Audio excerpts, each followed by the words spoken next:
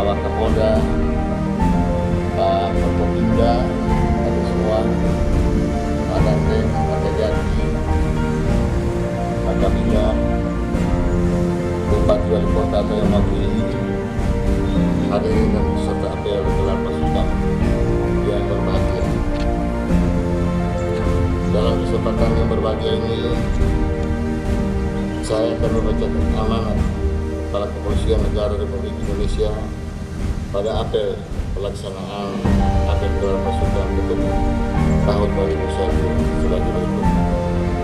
Polri menyelenggarakan operasi ketupat 2021 akan dilaksanakan selama 12 hari, mulai pada tanggal 6 sampai dengan 17 Mei 2021. Semangat yang ingin saya kenalkan dalam operasi ketupat 2021 adalah upaya Polri dalam mencegah penyembuhan penyebaran COVID-19 melalui penyekatan dan penegakan terhadap protokol kesehatan.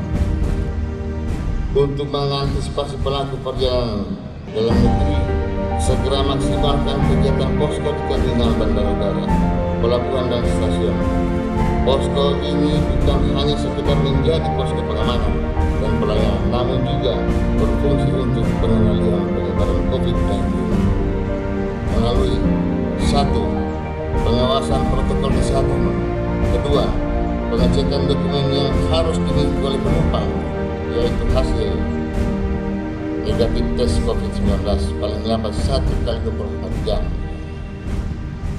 Pihak SIKM dan sertifikasi vaksinasi sudah 2 kali. 3. Melakukan rapid test antigen secara acak kepada penumpang yang akan melintas. 4. Mencegah dan melakukan penertiban terhadap kerumunan masyarakat dengan memberikan sanksi berupa teguran lisan, sanksi fisik maupun denda administrasi. Serta 5. Melaksanakan pembagian masker kepada masyarakat yang akan melintas. Pada kesempatan ini, saya juga mengucapkan selamat menjalankan ibadah puasa Ramadan dan Idul Fitri 1442 Hijriah kepada seluruh umat muslim yang merayakan tahun ini.